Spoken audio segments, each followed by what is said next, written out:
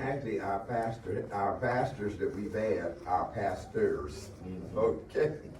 There are some that saw the need, some that did not. But I mean, as long as I was coming up in the church that I came up in, most of our pastors saw a need for young people to be involved, Wow. to be active. So we were blessed. Okay.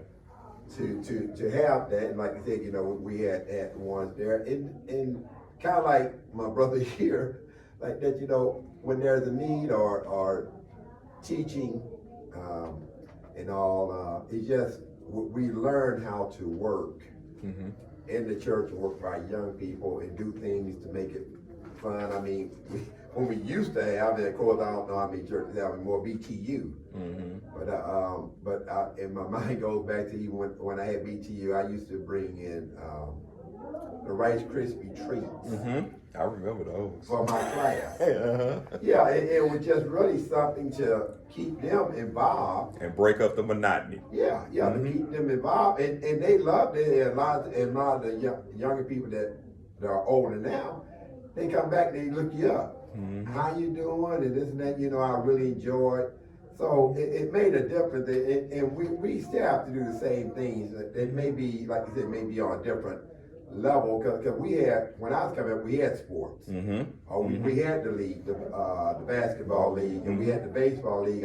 My church one of those kind of help instituted in the district that was going at that time like that. Now, and now, like you said, our thing is that a lot of our younger people have actually left the community, and we are really, you could say, a rebuilding stage for us, and that's one reason that this was so important for me to take this class, to see what are you saying millennials are thinking, doing, and how can we start the growth all over again. Okay, so good point. So here we go.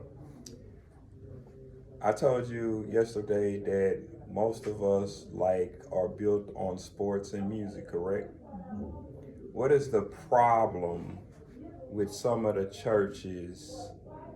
One of the problems in some of the churches is that our music department suffers.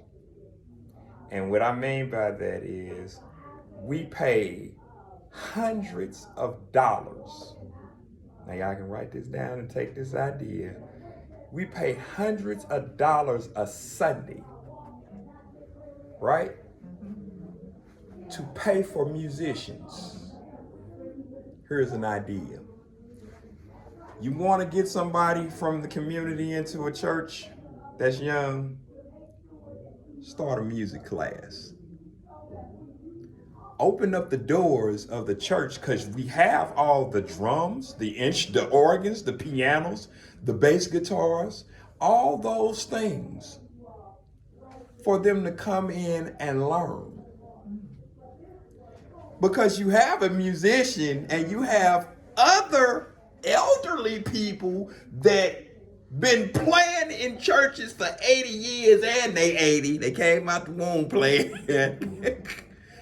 And sometimes we kick them off the instruments, but what if you took them to start training other musicians, raising them up? Because guess what that does? What it does is when that kid is involved in music and they're coming to church learning a skill and something that can pay them for the rest of their life, guess what their parents are going to do? Show up to find out why they overheard so much. You might want to write that down. I wrote it down. Okay. So think about that. Two things happen. You train a young person and you get their family. And on the third note, you have an in-house musician. Now, your budget is cut exponentially because of that. Because it is $150 to take piano lessons at a music school. Standard. Those are usually what private teachers teach for a half an hour. They making money hand over foot. So if you have somebody that can do that, and you put a sign out on your wall saying free music classes, guess who's coming? Open to the public. Yeah. Yeah. And this is what you do. This is what you do.